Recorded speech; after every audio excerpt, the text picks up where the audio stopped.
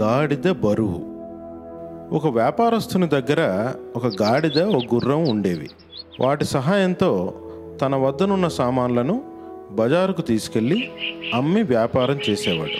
ఒక వేసవి కాలపు ఉదయం తన వద్ద మిగిలిన కొద్దిపాటి సామాన్లను ఒకే మూటగా కట్టాడు. ఆ మూటను గాడిదపై వేసి గాడిద గుర్రంలతో సహా బజారుకు బయలుదేరాడు.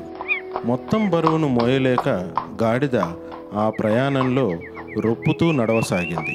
దాంతో గుర్రాన్ని ఇలా వేడుకుంది, మిత్రమా, నేను చాలా అలసిపోయాను. దయచేసి నా మూటలోని సగభాగాన్ని నీవు మోయవా అంది. వెంటనే గుర్రం, లేదు లేదు, ఇది నీవు మోయవలసిన బరువు. నీవు మోసే బరువును నేను ఏమాత్రం పంచుకోను అన్నది. దాంతో పాపం నోట మాట రాక గాడిద మౌనంగా బరువును మోయసాగింది. ఎండ అంతకంతకు పెరుగుతోంది. ఎండ వేడిమికి తట్టుకోలేక గాడిద ఒక్కసారిగా కుప్పకూలింది.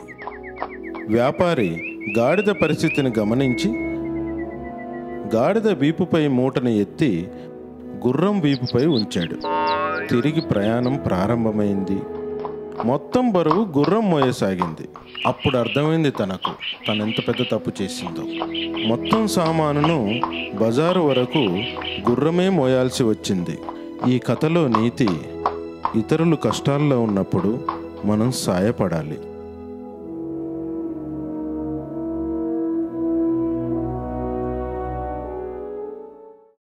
పంటలు బాగా పండి రెండింతల దిగుబడి వచ్చింది.